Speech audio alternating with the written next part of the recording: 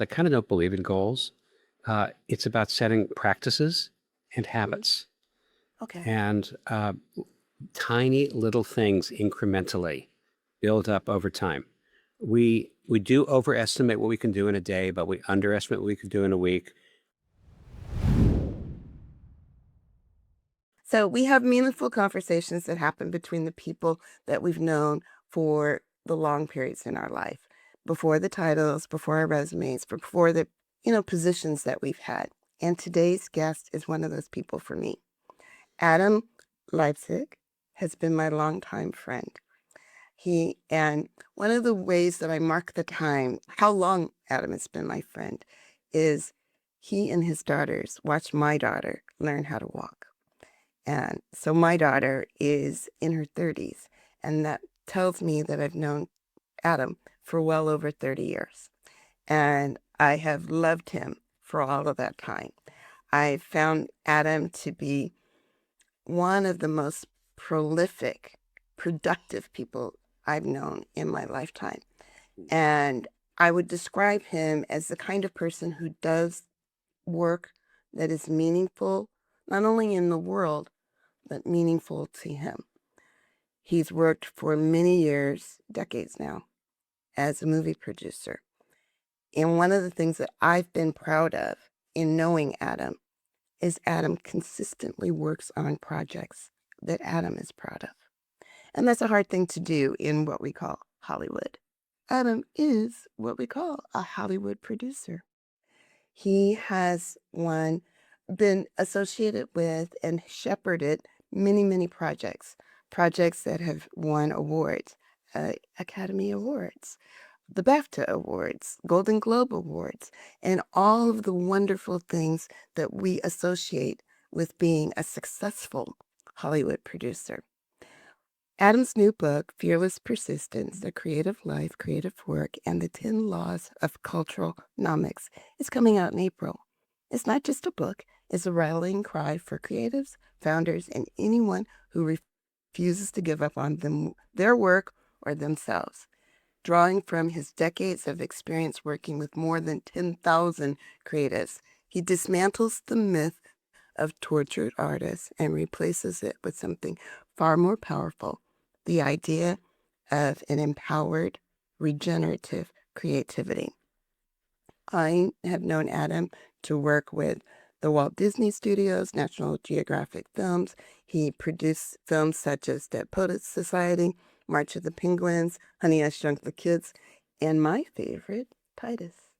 What I admire most about him is his deep commitment to artists, to help them clarify and act with courage and momentum in their creative lives, to do work that they are proud of.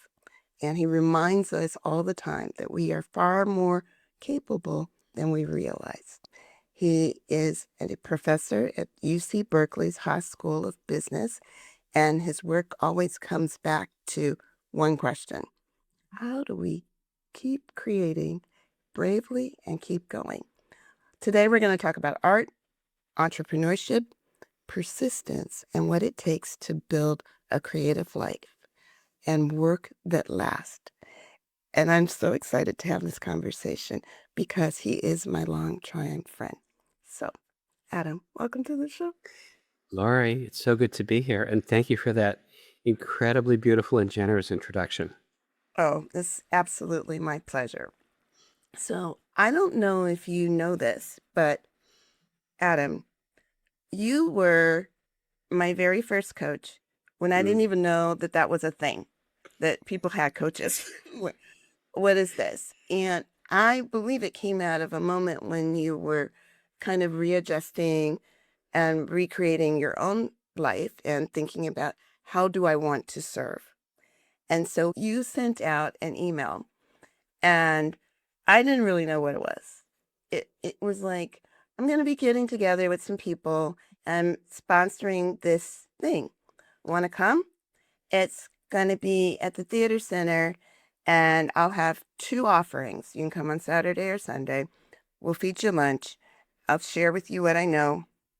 We'll get together. And as I recall, it was like $440. And I said, I don't even know what this is, but my friend is doing it. And I do know that I support my friends. So I signed up and I went, and it was amazing. It was incredibly thought provoking and kind of triggering for me. And, but it sent me on a path that when I thought about it, I thought I was just supporting you, but it woke me up to this life. I only get one. What am I doing with it? So thank you for that. And I don't know if you knew that. Did you know that? I didn't totally know that, and it's really meaningful to know. Thanks for telling me. Yeah. And I've always been kind of curious, where did that come from as an idea, as a concept for you?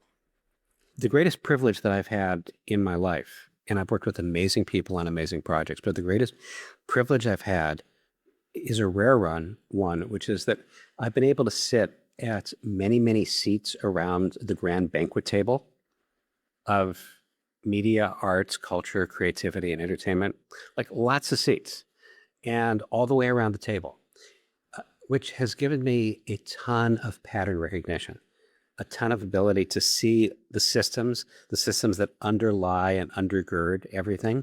And I found that a lot of my life is built on working with people to translate from one side of the table across the table to the other side of the table, because many people don't have a chance to sit at all the sides of the table.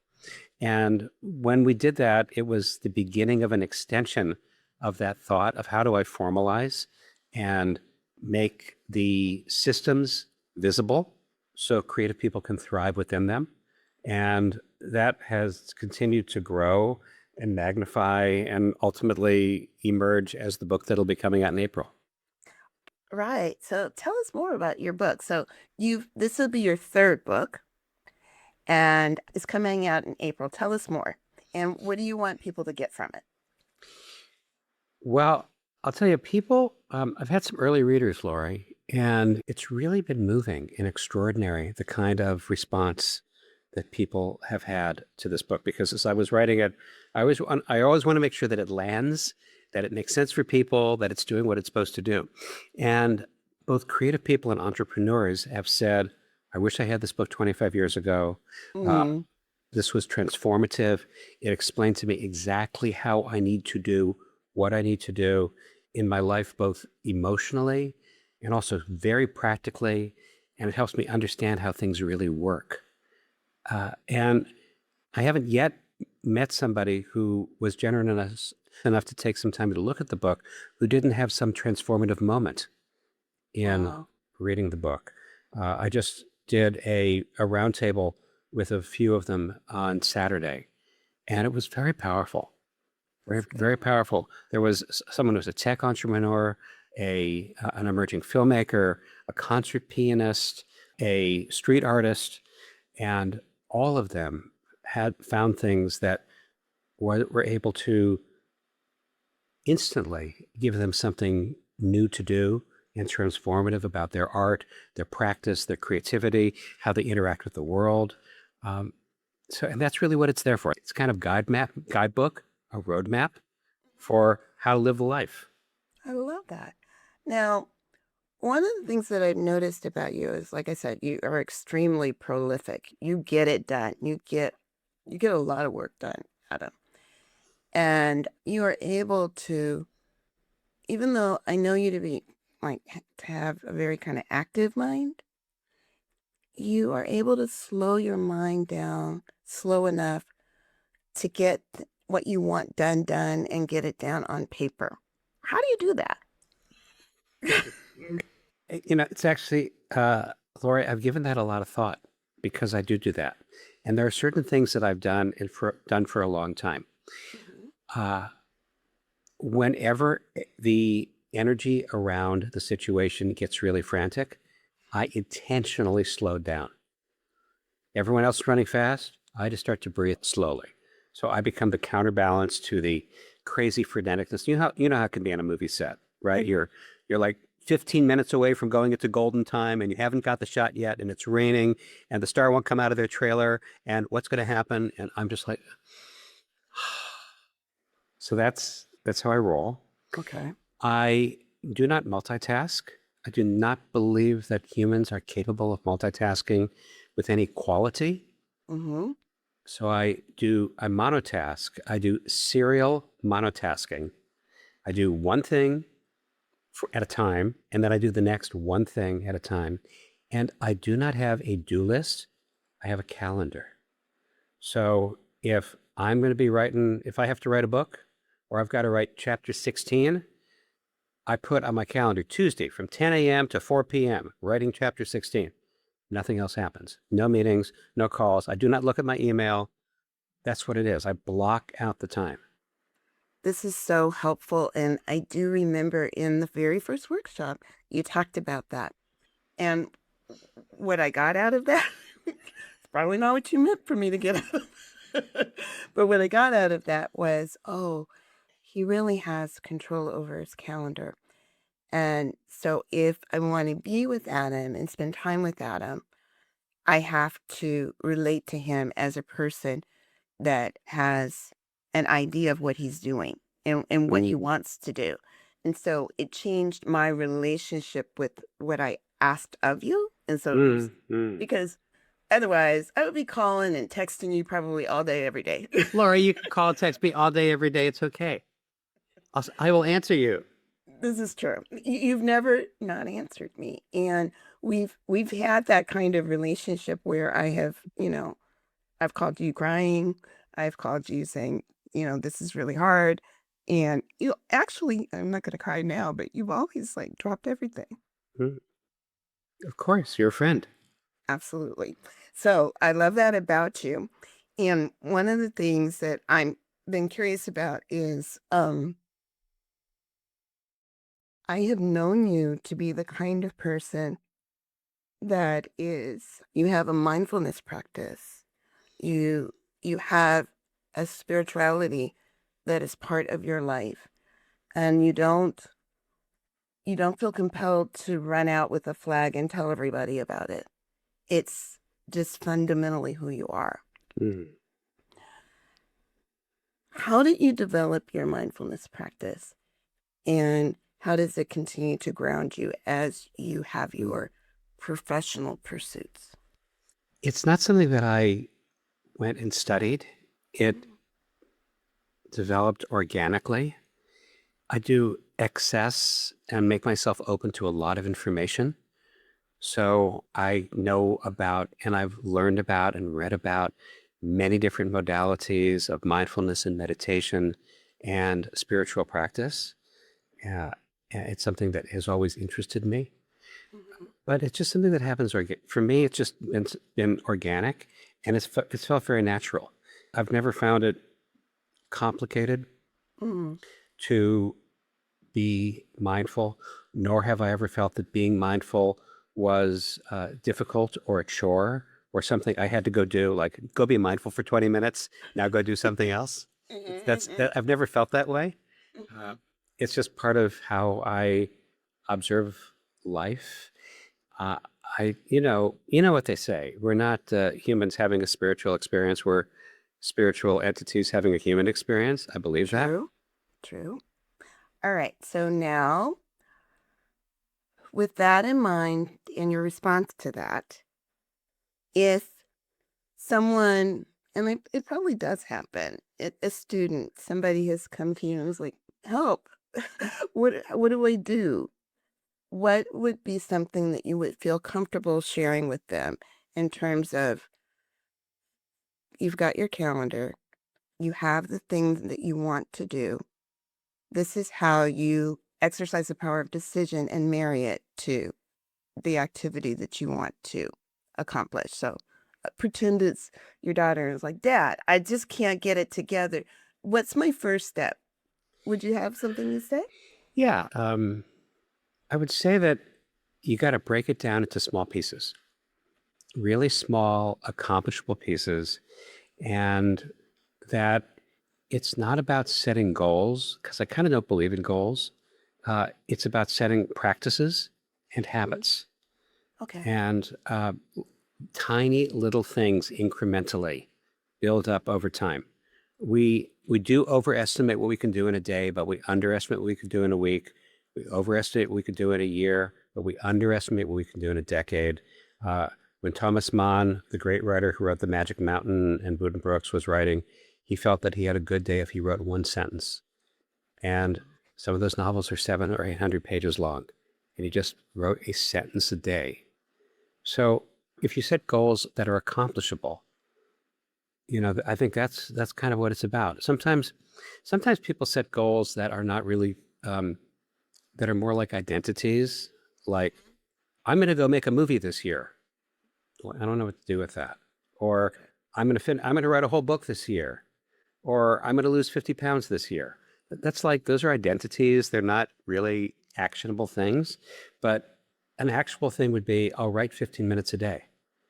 I'll work on my screenplay on Mondays and Fridays for 2 hours. I'll eat a salad 3 days a week for lunch. Those are things you can actually do. They're small, achievable accomplishments. And it's good to reward repetition instead of rewarding some kind of achievement. I think that's super helpful, Adam. I really like that. So thank you for sharing that. You're welcome. All right. Now, I don't know. This might have not gone in the direction you thought this interview was going to go in. Laurie, I come to you with a totally open mind, open heart. You go anywhere you want to go. All right. The other thing I love about you is, like, people run around and they talk about having an abundant mindset. They talk about that. And you are the kind of person that I have experienced with you, that it's just who you are, that you don't get overly concerned about money. It's like, money is a tool. It's available. I expect to have it, and I expect to use it. I don't feel guilty about using it. I don't feel guilty about wanting it. And it's just not that big of a deal. Now, is that first of all, do you agree, as I describe you that way, do you agree with me? Yeah. Okay. Where'd that come from? Because, most people aren't like that, Adam. And maybe it's because you literally have to run through billions of dollars, not necessarily through your hands, but shepherding it. But where does that come from? Well, fact check. I've never actually managed $1 billion. Oh, okay, cool. Never really happened. You've generated lots of money for companies. But it's never actually it's never flowed through my hands or through my bank account. So, okay, although that would be fun, I'd love to do that. But it's just, it would just be more zeros. It's like not really anything. But look, we all need to need to live sustainable lives. And I've been fortunate that I've been able to have a sustainable life with the practice that I want to have. And I know that not everybody is that fortunate, but I have been able to do that. Part of the reason why I do the work that I do now, sharing the systems and the patterns that I perceived to inspire others on some pathways, so more people can do this as well. But yeah, money is necessary at the basic level of paying the rent and putting food on the table. But it is not a limited resource, by which there's only one limited resource. That's time. True. Right? We only have the time we have, and we don't know how much that is, because tomorrow, who knows? So I don't really believe that whoever has the biggest bank account wins. That's not significant to me. Well, I've seen that with you, and over time, and you've been a really good teacher for me, because there have been times in my life when you're like, Lori, why don't you try this? And it's like, Adam, I absolutely cannot do that. And you're like, of course you can. And then I would be confronted with the idea of nothing is possible if you don't believe it's possible. And so, one, you have to decide, do you want this thing? And I think sometimes you would encourage me to do things like, I don't really want to do that. And that would be the better answer. But I would go into all my own little insecurities about why I couldn't do that. And Hmm. you're like, that is ridiculous. You absolutely could. The other thing that I learned from you is I've known you to be a very persistent person. You just like kind of like a dog with a bone. It's like, "Oh, I'm gonna go do this Hmm. thing." Right. And it can be really great. But I've seen you kind of come back from things that I don't even know how to describe it. It's like you can't work in Hollywood without them sometimes saying, "This is no longer working for us. We don't want to work with you anymore." And Hmm. changing the relationship. And so sometimes it's been, this company's going ethically this way, and me, Adam, doesn't want to go that way, so I'm going to cut ties. And that freaks me out. I was like, Adam, but you have a job. Don't give up your job. And I would be so freaked out. And you're like, first of all, Lori, I'm not married to you. And second, it's not that big a deal. And it really brought up a lot of stuff for me. But Mm. it was an opportunity for me to really confront where does our good come from, and Mm. how capable are we of producing and creating a life that we would love. So that was when you broke ties with the company, and I was like, oh, please don't do that. And then there was another time when a company broke ties with you. Because you're nobody in Hollywood until you've been fired. And that was hard for me as well. But I watched you like say, I'm going to lick my wounds and get my butt up and get back to work. So I want to thank you for letting me learn that lesson vicariously. You're welcome. And how does one develop that muscle? I think it's important to know that you are not your job. Amen. Amen. And not only that, even to go even further, you're not your work. You're not your work. I'm not my movies. I'm not my book. There are things that I've made, but people could read my book and hate it. And it's okay. It's okay. It's not me. Have you always been able to separate yourself like that? I don't know. I don't know how far back, but look, I know this is one of the hardest things for creative people. That if you want to live, this is the great conundrum of being a creative in the universe, in the world, right?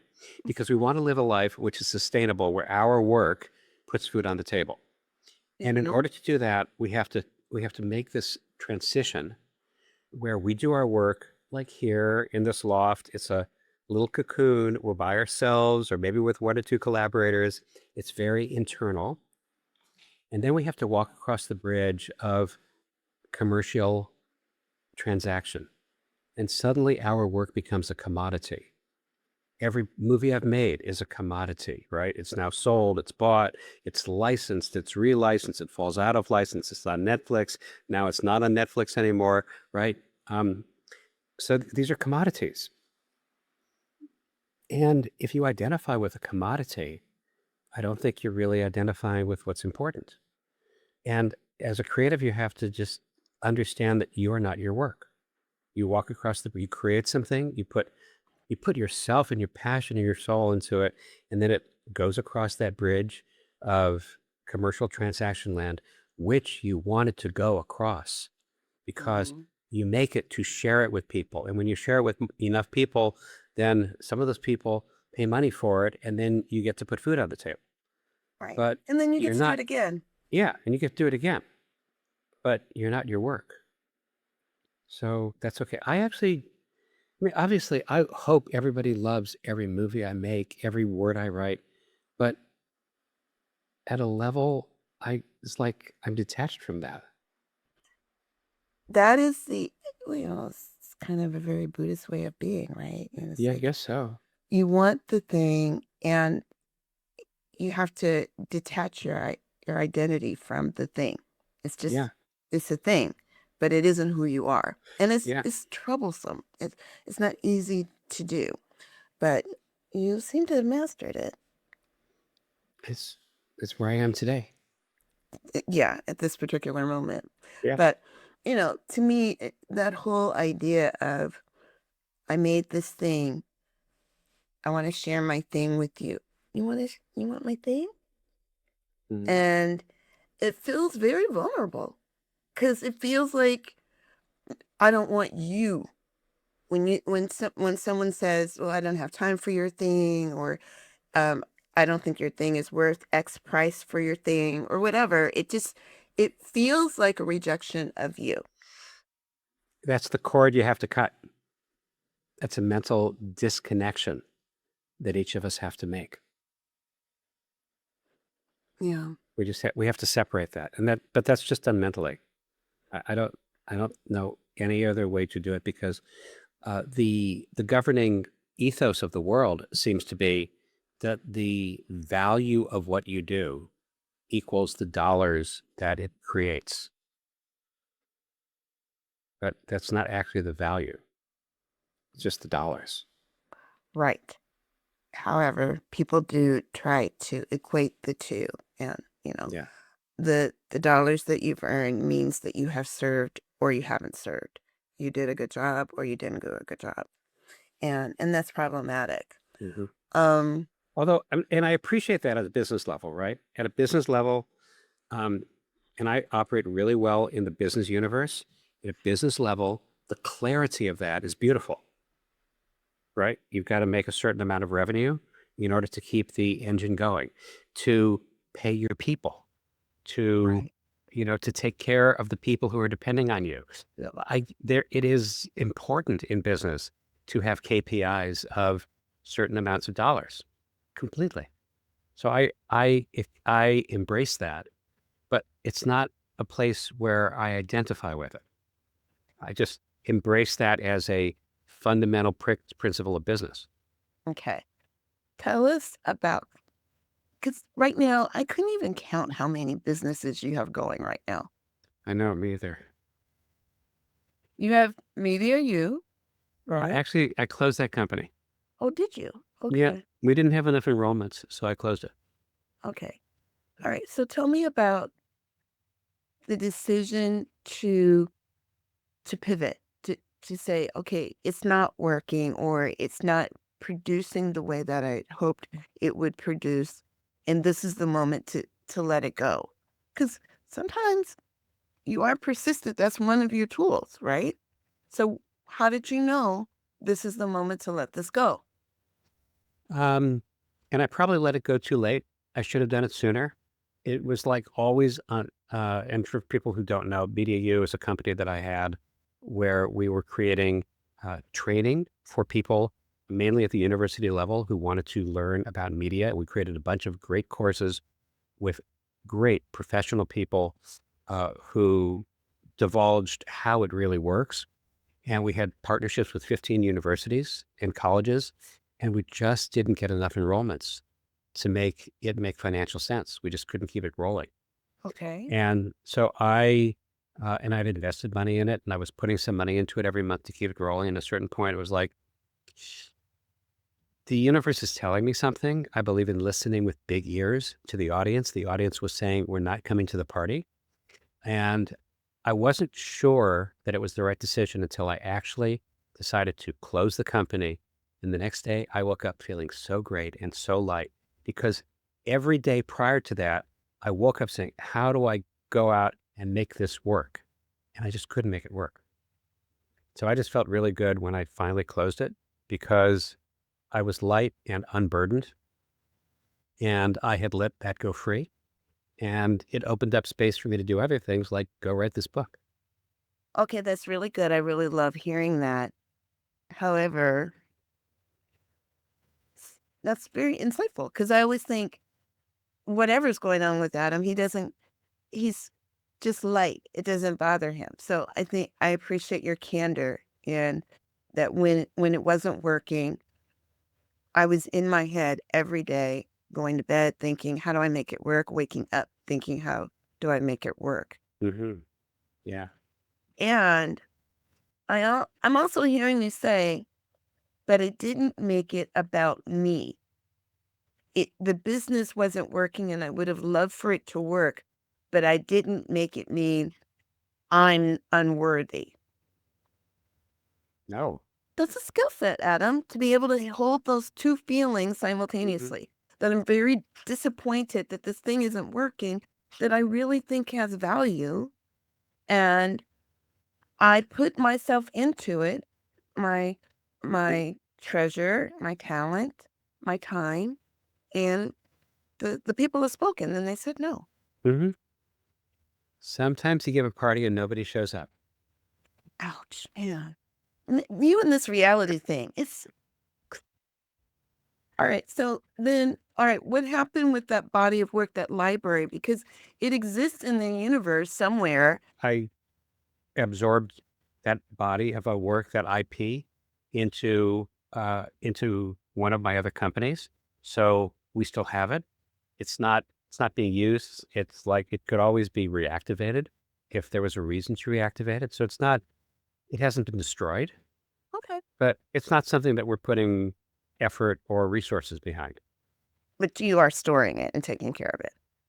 It lives on hard drives. Well, that's good. That's all I asked for. Mm. That's all I asked for. Okay. And so, first of all, have you had an opportunity to talk about your book? I would be happy to to do that.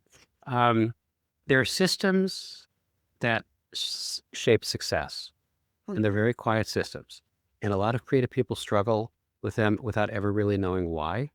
So, what I have done in this book is I took a look at the uh, at at the at the systems that are working, and I explain them, and I expose them, and I let you know what they are and how they work and how they pertain to you.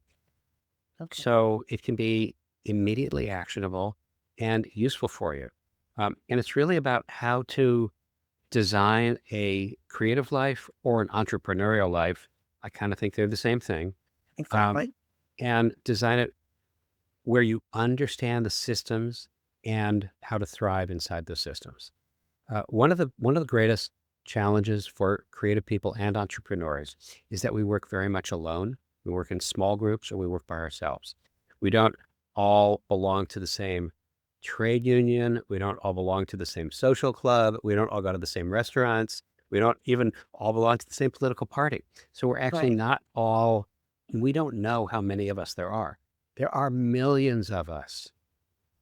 But because we operate so alone, we don't have career pathway and work pathway models that are really obvious to follow. So, for example, if you said, "Adam, I want to be a doctor," well, we kind of know. Okay, you take these classes, you take biology as an undergrad, then you go to medical school, then you do your internship. We know that there's these steps, right? Mm-hmm. I want to be a filmmaker. I want to be an artist. I want to be an architect. I want to start a new tech company. There's not really the same, you have to make your own pathway.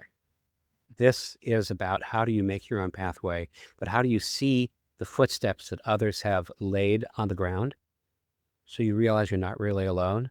And even though you're going to make your own path, there are models that you can follow. Beautiful. Um, One thing you did remind me of, God, when you were talking about the path. Mm. There's so many little Adam statements and phrases that roll through my mind all the time. All the time. It's Uh, like, uh-oh. so I can rattle them off. One of them is go to the end of the horizon. When you get to the end, you'll be able to see further. Mm. The other one is we're producers. Our job is to keep the fire of the dream going, even when it's down to embers. We just keep blowing on that fire, That is what we do. which I all absolutely we do. love. Right. I love that image. And I remember you telling me about the gumption and the stick with itness it takes to decide I'm going to make a movie because it could happen in 1 year, it could happen in 10 years. But once you decide, you stick with it. Um, on my wedding day, one of my father's friends came and asked me, "What does this guy do?" I said, he's a filmmaker. And he said, oh, he's a dreamer. And he walked away. And I learned two things in that moment over time. And that one statement continues to teach me. One is, there's nothing wrong with being a dreamer. But the dreamers are the ones that make the world go round. They make this life worth living. Yeah. The artist, we'd be walking around in paper sacks if it weren't for an artist who decide to make something functional and beautiful. So I love artists, and I deeply respect them. And to be an artist is to be a dreamer. It is not a bad thing. It's not a negative thing. But the other thing I learned from that is be careful who you let be in your circle and how you allow them to penetrate your mind, because it can undermine and it makes it harder to build up the momentum if you always have to rebuild yourself. Yeah. Well, I was talking with, I mentioned I was talking with some people over the weekend, and one of them said the same thing. And I said, well, are there voices in your life who have uplifted you? And she said, yes. I said, well, why aren't you listening to them?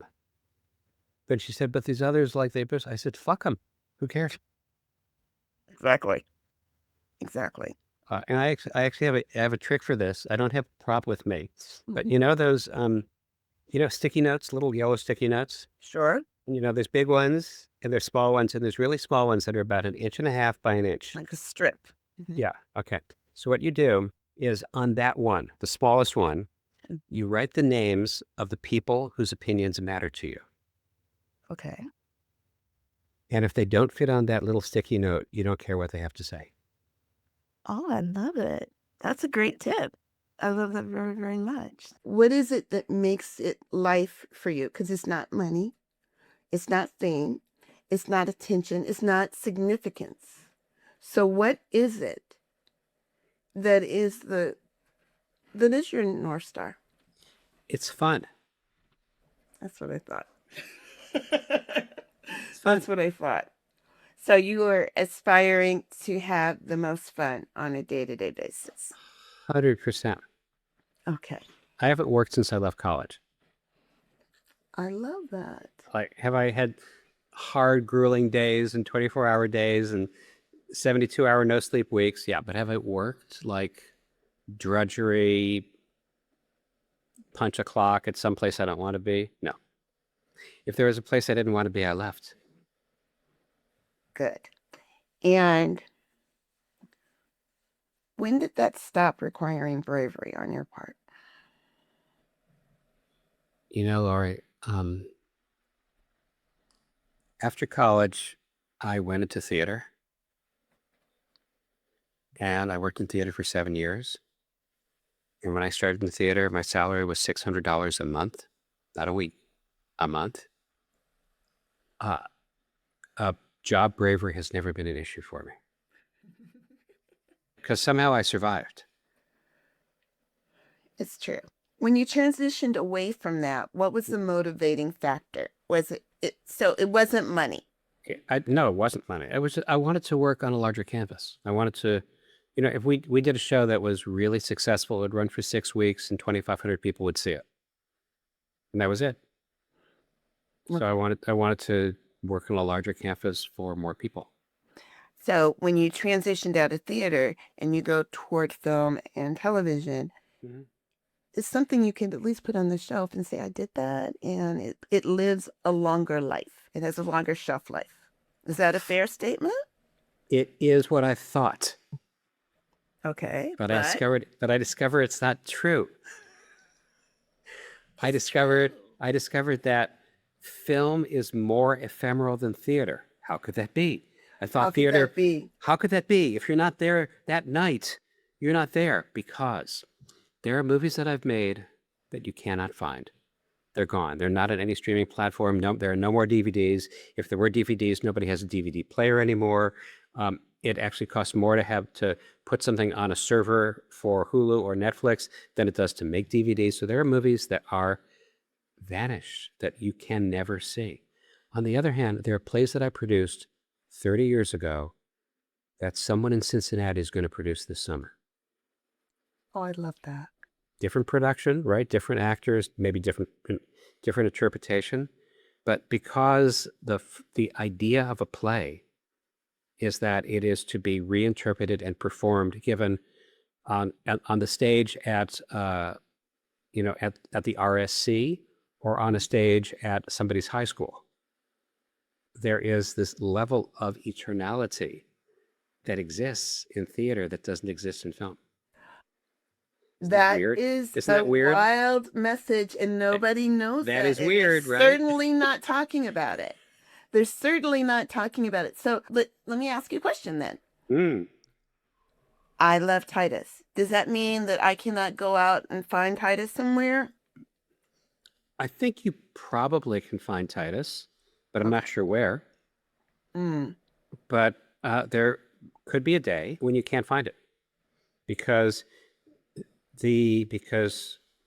whoever was the rights holder, which was Fox Searchlight, which is now owned by Disney, and then they have to renew these licenses. Mm-hmm. And they'll keep licensing it as long as somebody will pay money for it, but maybe it falls out of license. Okay. This is the last thing I'm going to say on your creative career specifically, is that you have done work that has impacted people and changed people's lives. And if for no other reason, because they went into a theater and they sat in the dark in a collective situation and received a message that you made happen, right? And I remember I saw a play at the theater center where this guy was in an iron lung. And that's been over 40 years ago. Yeah. But I still remember it. Yeah. And I only saw written it by once. Steve Carter. Yeah. Okay, only once. I only saw it once. And then Carl Anderson is a singer. And he was one of the stars of Jesus Christ Superstar back in the 70s. I saw him perform at Marla's Memory Lane on King Boulevard. He sang a song one time, and they said, "Oh, Carl, you have to record that. It's beautiful. I love that song." And he said, "Oh, the record company won't let me record it. I'm not allowed to." I heard that song 30, 40 years ago. Yeah. I am still changed. Right. As a result of having experienced that art. So our obligation as these beautiful light beings that Spirit has seen fit to put us out onto the planet, there are things that we can do that only we can do in the way that we can do it. I'm so grateful to you, Adam, for helping and ushering these creative little nymphs and angels out there, helping them to get stronger in their creative practice so that they can bring their art to the world. Thank you for that. And all you little artists out there, thank you for what you're doing. Keep showing up for your life. Keep showing up for your art. And thank you. Thank you, Laurie. So, Adam, I love to, the clients that I work with, we often talk about legacy. And what is our legacy? And so we, as artists and thinkers, we're people who are thinking about, well, what do we leave behind? But not just that, is how we're going to live right up until the very end. And so I want to ask you, when you think about, the very end, which is long, long time from now, what matters to you most? The people in the room during your final moments, or the story that will be told after you're gone? The stories that other people will tell and make after I'm gone. And if I've been able to give them a bit of fire for them to be able to do that, I'll feel really good. Okay, good. I love that. Thank you so much. Well, Adam Leipzig, Well, Lori Harris, Where can people learn more about you and your fabulous work and how to work with you? just go to my website, which is adamleipzig.com, ADAMLEIPZIG.com. Everything is there. Everything is there. And I really appreciate you speaking with me on today's episode of the Unlock Your Life podcast. Thank you I'm so much so for having me. It's so good to talk with you.